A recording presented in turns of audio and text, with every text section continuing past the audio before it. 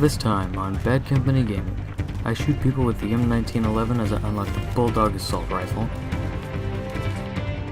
Sunken Dragon refuses to load and crashes. And this happens.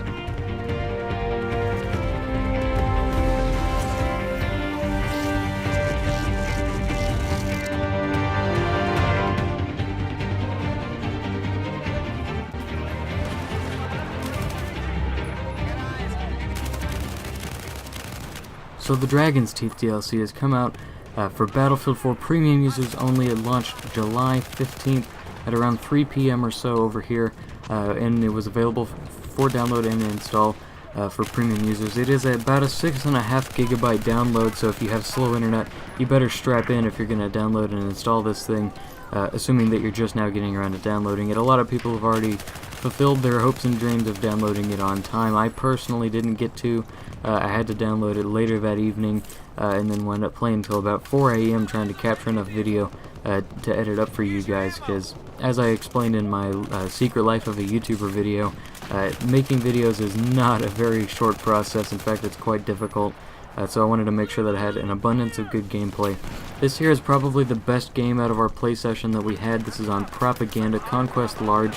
I'm rocking the M249, and then later on in the video I'm going to swap on over to the AK-5C, which is my favorite carbine for Conquest Large, hands down. But let's go ahead and talk about this map a little bit, and this round a little bit as well. So the beginning of this game goes almost the same way each time.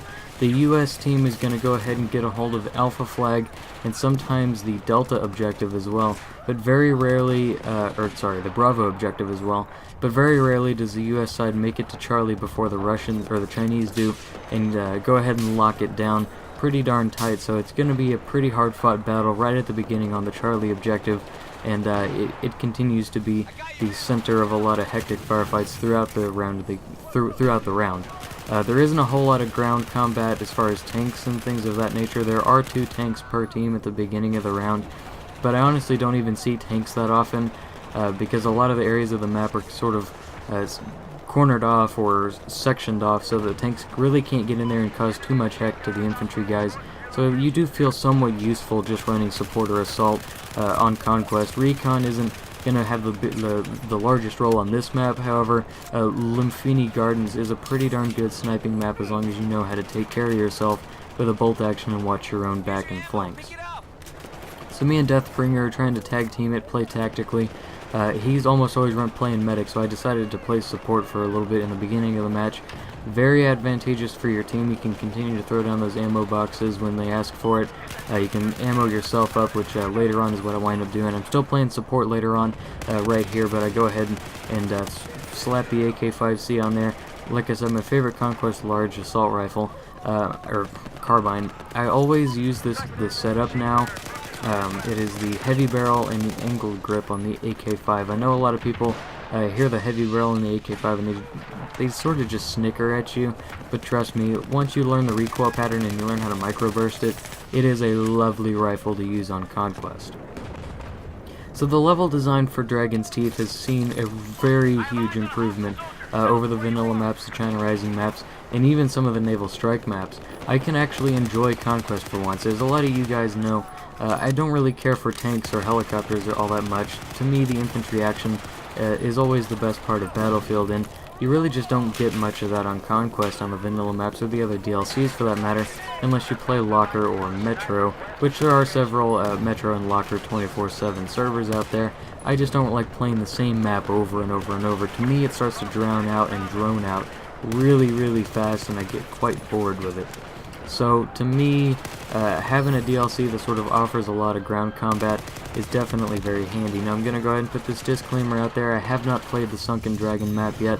It still refuses to load. It wasn't just at the beginning of this video. It doesn't want to load. I have to delete the game and reinstall it along with the DLC, which is going to take an overnight process. Most likely it is quite a long process to install Battlefield 4, but I'm hoping I should have it done by tomorrow and be able to upload some Sunken Dragon videos, maybe a live commentary or something of that nature. But I don't imagine it's going to happen too awful fast, as a lot of things are a rather slow process to get a hold of. Now, Propaganda, I definitely think it's my favorite of the 3 maps that I've played. Limfini Gardens does, it offers up a lot as far as gameplay, but it does feel a little, flat, if you know what I mean. There isn't a whole heck of a lot of vertical combat on either map, but on Limfini Gardens it just feels really flat and like you don't have a ton of cover. You feel like you always have cover on Propaganda as long as you know how to take advantage of it. Limfini Gardens does have a ton of cover on it as well, but not quite as much whenever you're playing around in the landslide, or if you're in the hilly section of the map. You're just simply not going to have that much cover compared to some of the other areas. So I think I would choose Propaganda over Limfini Gardens every time if I was going to pick a map to play 24/7. I think Propaganda would definitely be one that I might actually enjoy to play repeatedly. I have not played the new game mode Chain Link, so I can't give my opinion on that officially.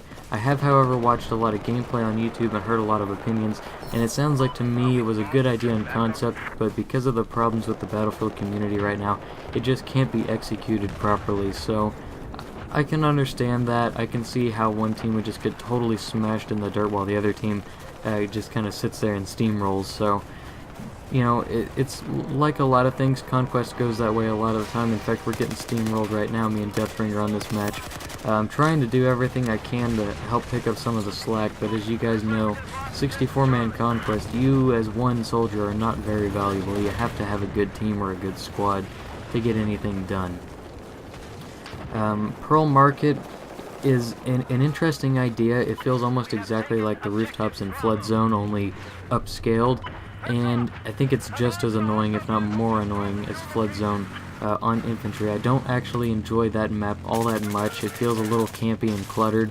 There are some longer range areas on the ground level, which is where I try to stay when I do play that DLC, or sorry, when I do play that map. I try to stay on the ground level and in the bit of cover instead of all this like nonsense visual covers and all these crazy flanks and things. It gets really chaotic and really absurd very quickly on Pearl Market, and that just isn't the sort of gameplay that I personally enjoy. Some people really love it. I just can't quite get behind it. So for me, it's Propaganda and Limfini Gardens all the time. Those are my favorites, and those are the ones that I like to play before I have to back out of the server because the Sunken Dragon map will not load. So I do have some drawbacks, I do have some limitations as to the opinion I can give on the DLC, but I can tell you so far, this is absolutely my favorite DLC for Battlefield 4, period.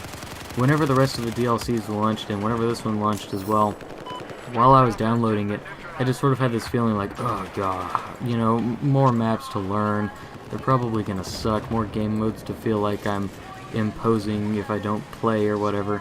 It's so annoying whenever they introduce these other game modes and these new maps. You feel like you almost have to play it because you paid for premium, but you really just don't like it. And so that is definitely an experience that I was expecting out of Dragon's Teeth, and so far I'm not really having to worry about that. I'm actually enjoying almost all of my gameplay time. I've had a couple rough games, like I said, on Pearl Market, but other than that, I've enjoyed almost every single minute that I've played on the Dragon's Teeth maps. The only times I don't really enjoy it is whenever it's a steamroll and I'm on the steamrolling team. If I'm being steamrolled, it's not so bad because I feel like I can fight back, and I usually wind up with an okay kill-death ratio because my team is just getting totally flooded, and here I am kind of sitting off to the side just racking up kills. So I can't really complain about that, but I will definitely complain about being on the steamrolling team because to me that's just so lame and annoying. I cannot get behind it. So take this review as you will. It's a very positive review. If you don't already have premium and you're worried that none of the DLCs are worth it, I wouldn't buy premium. I would just get this DLC because as far as I'm concerned, Naval Strike is the only other DLC worth even playing. The rest of them are just pretty darn subpar. China Rising is okay, and Second Assault, I mean, if you're looking for some Battlefield 3 nostalgia, is fantastic, but they just, the maps simply don't work that well on Battlefield 4 with the changed up mechanics, so that does get a little old and annoying after a while as well. I hope that you guys have enjoyed this video.